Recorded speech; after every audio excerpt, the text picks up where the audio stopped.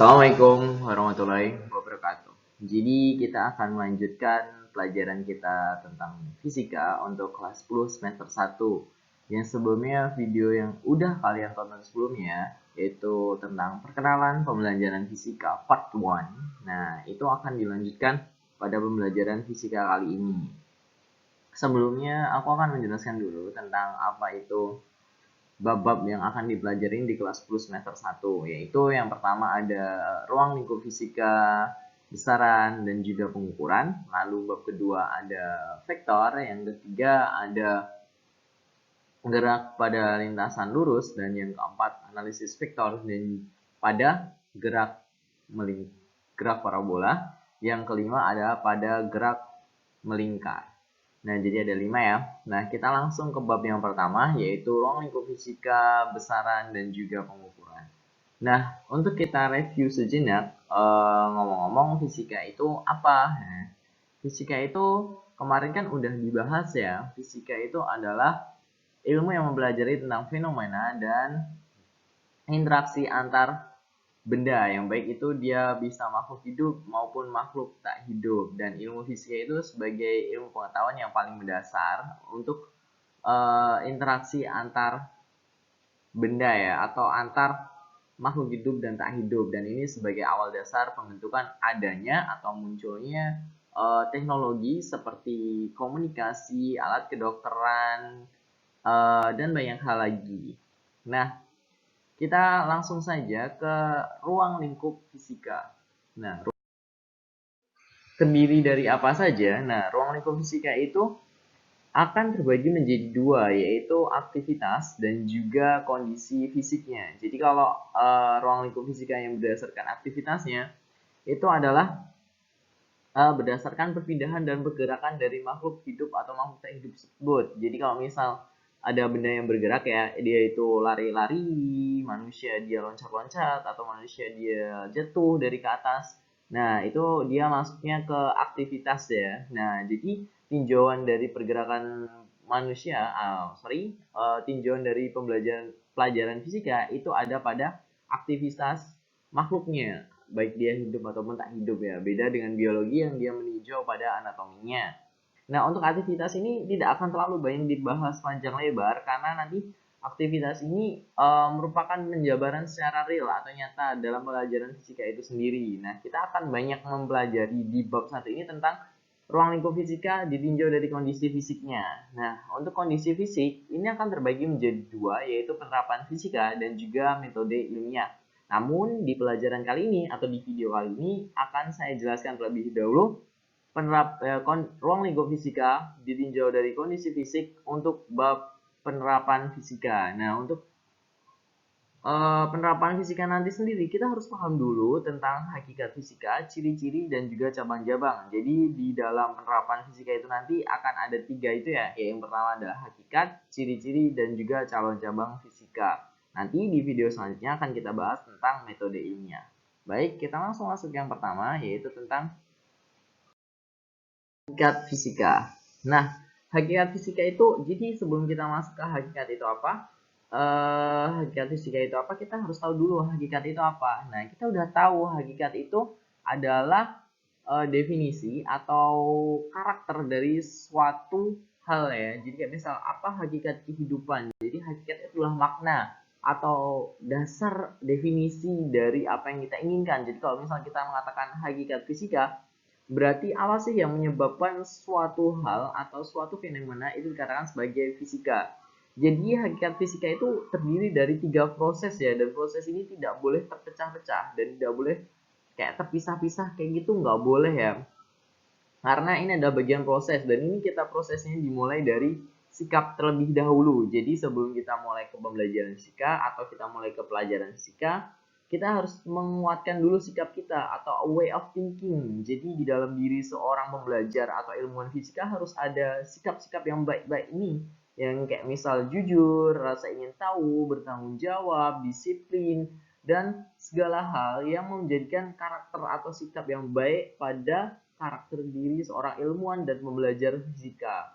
Kalau udah baik dalamnya, baru kita akan masuk ke bagian prosesnya. Jadi udah kan karakternya udah baik, baru masuk ke bagian prosesnya. Baru seorang individu atau seorang ilmuwan atau pelajar fisika, nah dia ketika karakternya udah baik, dia baru masuk ke prosesnya. Proses fisika itu ada apa saja? Nah, proses fisika ini adalah sebuah peruntutan ya, jadi nggak boleh dipotong-potong sebagian saja, tapi harus dibagi menjadi runtutan-runtutan yang terdiri dari fenomena, dugaan, pengamatan, pengukuran, penyelidikan, dan juga publikasi. Contohnya apa? Contohnya kita mengamati sebuah bintang jatuh. Nah, fenomenanya apa? Fenomenanya ya tadi bintang jatuh. Nah, terus selanjutnya kita menduga nih. Jadi kenapa kita melakukan berpikir kritis, yaitu apa sih yang menyebabkan bintang itu dapat jatuh dari langit angkasa sampai ke bumi. Nah, itu dia menduga, oh mungkin karena adanya tabrakan meteorit di atas langit, terus akhirnya meteoritnya itu jatuh ke bumi. Nah, itu namanya dugaan. Yang kedua baru melakukan pengamatan. Pengamatan ini baru menggunakan alat-alat dan observasi yang memadai. Jadi udah diduga, kita harus memastikan dugaan kita benar apa enggak. Baru kalau misal bintang jatuh tadi, kita ambil teropong, kita lihat di langit sana apa sih yang sebenarnya menjadikan bintang itu jatuh, kita tinjau semuanya, kita amatin, dan kalau udah diamatin apa yang dilakukan, diukur pastinya ya, pengukuran. Jadi pengukuran yang dilakukan nanti akan dilakukan secara astronomi, karena ini nanti kan otomatis hitungannya bintang jatuh kan berarti astronomi. Jadi kita lakukan perhitungan jaraknya berapa, waktu jatuhnya berapa, kira-kira gaya gravitasi antar dua planet, misal planet bumi dan juga meteoritnya tadi. Nah, bukan dua planet ya, berarti antara bumi dan juga meteoritnya tadi berapa, jaraknya berapa, itu diukur.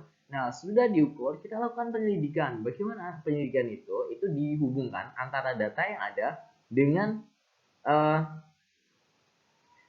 konsep-konsep dan juga fakta yang sudah ada. Jadi data hasil pengukuran dan pengamatan tadi dihubungkan dengan konsep-konsep dan fakta-fakta yang sudah ada tadi. Apakah sudah benar, apakah sudah sesuai. Baru kalau udah jadi, misal kita menemukan hasil penelitian kita bahwa penyebab bintang jatuh adalah karena ada meteorit yang kebetulan berada di sekitar bumi dan akhirnya gravitasi bumi menarik meteorit tersebut hingga jatuh ke bumi dan menghasilkan bintang jatuh dari yang terlihat dari permukaan bumi. Nah, itu baru kalau udah jadi konsep seperti itu, baru kita publikasikan. Kita sampaikan kepada halayak umum, apakah ini sudah pantas atau belum. Nah, ketika sudah menjadi suatu proses, kan berarti kan tadi sudah dipublikasi. Publikasikan berarti menyampaikan. Dan apabila publikasi kita benar, baru kita masuk ke bagian produk, a body of knowledge. Jadi hasil yang dipublikasikan tadi diterima oleh masyarakat menjadi sebuah produk.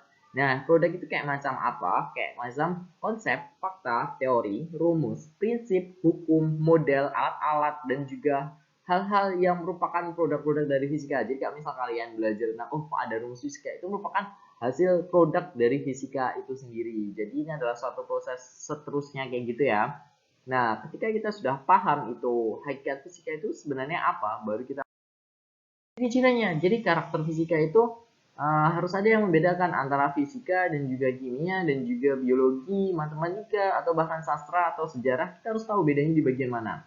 Yang pertama, ada pada bagian objek kajiannya. Nah, objek kajiannya pada fisika itu apa? Itu berupa aktivitas dan kondisi fisik benda yang nyata. Nah, jadi objeknya itu harus yang nyata. Jadi nggak boleh sesuatu yang imajinasi ya. Kayak misal kita mikir sebenarnya kenapa kok api bisa hidup di dalam biji bottom? Wah, itu nggak bisa dinalar ya. Kalau meskipun ada secara fisikanya, nah kita bisa lihat magma di dalam permukaan bumi itu bisa hidup berapi kayak gitu bisa. Tapi kalau misal kita hubungan kartun kayak gitu, jadi itu tidak berdasarkan kondisi fisik yang nyata. Yang kedua pada prosesnya.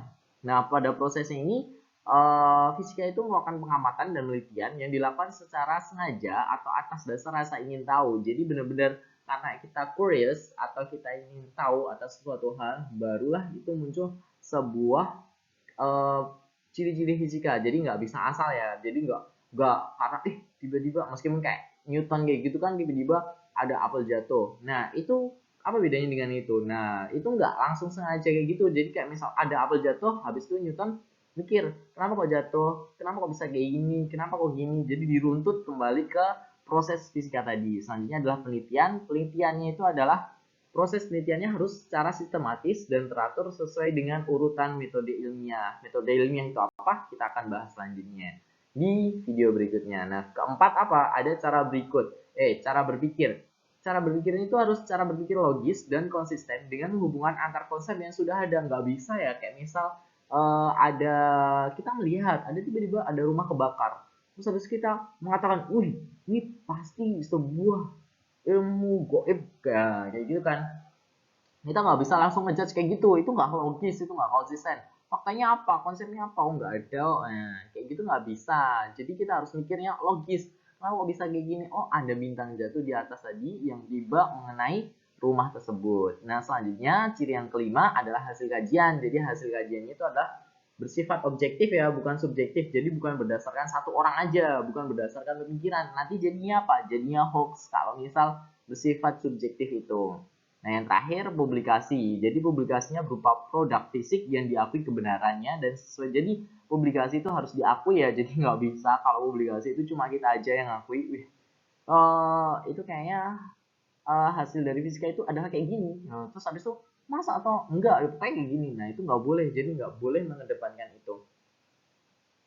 Nah, barulah kita masuk ke cabang-cabang fisika. Cabang-cabang fisika kemarin di videonya sudah ada beberapa ya, tapi kita akan lebih komplekskan lagi di sini, yaitu pertama itu adalah mekanika gerak. Mekanika gerak itu pergerakan pada benda padat ya kalau kita sederhanakan. Nah, nanti terbagi menjadi kinematika dan dinamika. Nah, kinematika itu apa? Kinematika itu adalah pergerakan benda yang dia itu tidak ditinjau penyebab benda itu bergerak. Kayak misal motor jalan, yaudah jalan aja. Nah, ada apa? Ada kecepatan, kelajuan, posisi. Nah, dia nggak ditinjau apa yang menyebabkan benda itu bergerak.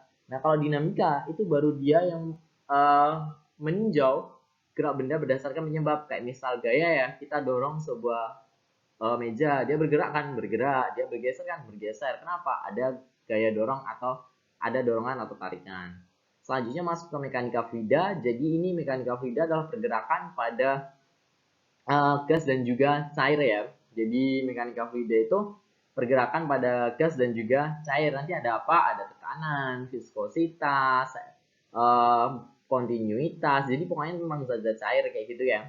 Nah, selanjutnya ada mekanika kuantum, yaitu membahas tentang fisika-fisika secara modern, kuantum, fisika inti, fisika atom, atau hal-hal subatomik lainnya yang susah kalau misal kita lihat kalau nalar secara biasa-biasa aja itu bakalan susah kalau mekanika kuantum. Nah, kalau udah tahu gerak-gerak benda, kita baru masuk ke termodinamika. Nah, termodinamika itu apa? Termodinamika itu adalah hasil keadaan benda yang ketika dia itu dipanaskan atau terkena suhu, terkena kalor ya maksudnya, terkena kalor. Apakah nanti dia akan mengembang, bagaimana tekanannya, bagaimana volumenya, bagaimana suhunya dan sebagainya, itu termodinamika. Baru masuk ke yang kelima, ada gelombang dan optik. Itu membahas gelombang ya, kalian udah tahu gelombang kan di kelas SMP kelas 8 mungkin itu sudah ada gelombang. Dan nanti ada optik juga, ada optika fisis, itu mempelajari tentang fenomena-fenomena gelombang ya, kayak misal polarisasi, refleksi, refraksi dan sebagainya. Kalau optika geometris itu lebih ke alat-alatnya kayak cermin cembung, lensa cembung, cermin cekung dan sebagainya.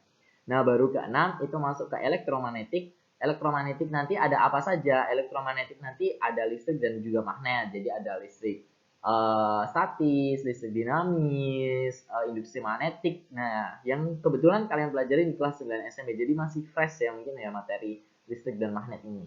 Dan yang terakhir ada fisika medis. Ini adalah fisika yang berhubungan dengan alat-alat atau hubungannya dengan kedokteran. Jadi nanti depannya kasih bio-bio aja ya, kayak misal biooptik, biomekanika, dan juga biolistrik. Jadi itulah cabang-cabang fisika. Fisika ini sudah sampai di bagian cabang-cabang fisika. Tadi ruang lingkup fisika ditinjau pada kondisi fisik, terutama pada penerapan fisikanya. Selanjutnya kita akan membahas tentang ruang lingkup fisika ditinjau dari kondisi fisiknya pada bagian metode ilmiah. Wassalamualaikum warahmatullahi wabarakatuh.